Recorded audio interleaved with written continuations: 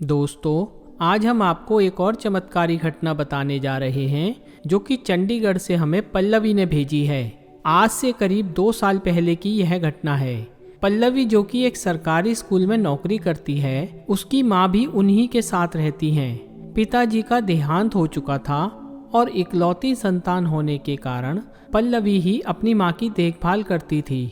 माँ की तबीयत ठीक नहीं रहती थी और वे कोई काम नहीं कर पाती थी। उनका सारा काम पल्लवी को ही करना पड़ता था।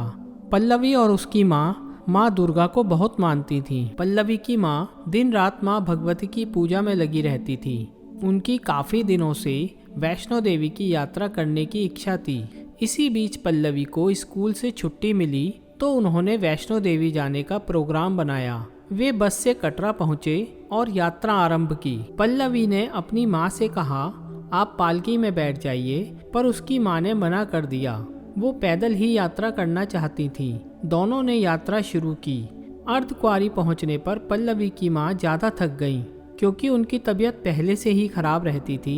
इसलिए उन्होंने अर्धकुंवारी भवन के पास ही एक धर्मशाला में कमरा ले लिया और अगले दिन फिर से आगे की यात्रा शुरू की। जैसे जैसे वे भवन के पास पहुंच रहे थे, पल्लवी की माँ की तबीयत खराब होती जा रही थी।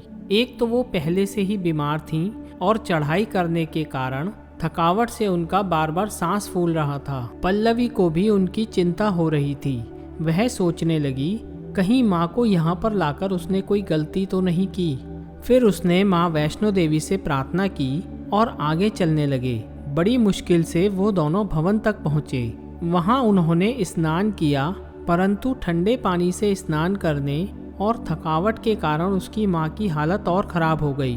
उन्हें सांस लेने में काफी तकलीफ हो रही थी, साथ ही बुखार भी चढ़ गया था। पल्लवी ने पास के ही मेडिकल सेंटर में उन्हें डॉक्टर से दवाई लेने के लिए कहा, पर उसकी माँ ने जिद पकड़ रखी थी कि वे वैष्णो देवी के दर्शन किए बगैर कुछ भी नहीं खाएंगी।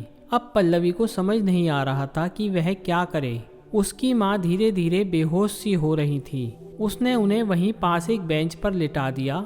वह सोच रही थी कैसे वे लाइन पार कर माँ के दर्शन करेंगी, और जब तक माँ वैष्णो देवी के दर्शन नहीं करेंगी तब तक दवाई नहीं लेंगी। उनका बुखार बढ़ता जा रहा था। उसकी माँ को प्यास लग रही थी। उन्हें वहीं छोड़कर पल्लवी पानी की तलाश में निकल गई। वह कुछ दूर ही पहुंची थी, तभी उसे किसी ने नाम से पुकारा। उसने पलटकर देखा तो एक बुजुर्ग औरत एक हाथ में पानी का लोटा लिए खड़ी थी। उन्होंने पल्लवी से कहा, तुम पानी ढूंढ रही हो, यह पानी ले लो। पल्लवी ने झट से पानी लिया और अपनी माँ के पास पहुँच गई। वह माँ को पानी पिलाना चाहती थी, पर उसकी माँ को होश नहीं था कि वह पानी पी लें। तभी वह बुजुर्ग औरत भी वहाँ आ पहुँची। उन्होंने कहा कि तुम माँ के दरबार में बैठी हो, चिंता ना करो, मैं वैष्णो देवी के दर्शन करके आई हूँ और यह उनके चरणों से निकलने वाली गंगा का पानी है। इस पानी से इनके मुंह पर छींटे मारो, इन्हें होश आ जाएगा। पल्लवी ने ऐसा ही किया। पल्लवी की माँ को थोड़ा होश आ गया। फिर उन्होंने कहा, इस पानी से कपड़ा गीला करके इनका मुंह पोंछ दो। ऐसा करते ही उन्हें होश आ गया। पल्लवी ने बचा हुआ पानी अपनी माँ को पिला दिया। पानी पीने के कुछ देर बाद उसकी माँ की सांस ठीक होने लगी। पल्लवी ने उनके माथे पर हाथ लगा के देखा तो उनका बुखार भी उतर चुका था। यह सब अचानक कैसे हुआ, उसे कुछ समझ नहीं आया। उसने वह लोटा वापस करने के लिए पलट कर देखा तो वहाँ कोई नहीं था। वह बुजुर्ग औरत कहीं भी नजर नहीं आ रही थी। पल्लवी की माँ उठकर माँ के दर्शन के लिए लाइन में लगने के लिए कहने लगी। उन्होंने कहा, मैं बिल्कुल ठीक हूँ और उस पानी को पीते ही मेरी सारी थकान भी मिट गई। यह पानी तुम कहाँ से लाई थी? तब पल्लवी ने पूरी बात अपनी माँ को बताई।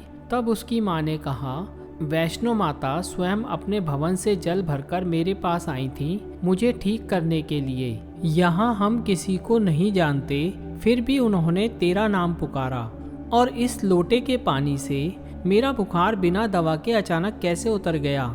यह माता रानी का चमत्कार ही है। इसके बाद पल्लवी और उसकी माँ ने खुशी खुशी माँ वैष्णो देवी के दर्शन किए और वे मजे से भैरव जी के दर्शन करके धीरे धीरे नीचे कटरा पहुँच गए। उनका विश्वास माँ वैष्णो देवी में और बढ़ गया। मित्रों, कहते हैं वैष्णो देवी की यात्रा वही कर पाते हैं जिन्हें माँ का बुलावा आता है, और जब माँ किसी को बुलाती हैं तो वे उन्हें कष्ट में कैसे देख सकती हैं। अपने भक्तों के कष्टों को दूर करने के लिए स्वयं दौड़ी चली आती हैं। माँ में विश्वास रखने वालों का माँ सदा ध्यान रखती हैं। जय माँ वैष्णो। इसी प्रकार अपने भक्तों पर कृपा बनाए रखना। दोस्तों, इस सच्ची घटना को ज़्यादा से ज़्यादा शेयर करें और हमारे चैनल कथा अमृत को सब्सक्राइब करें। धन्यवाद।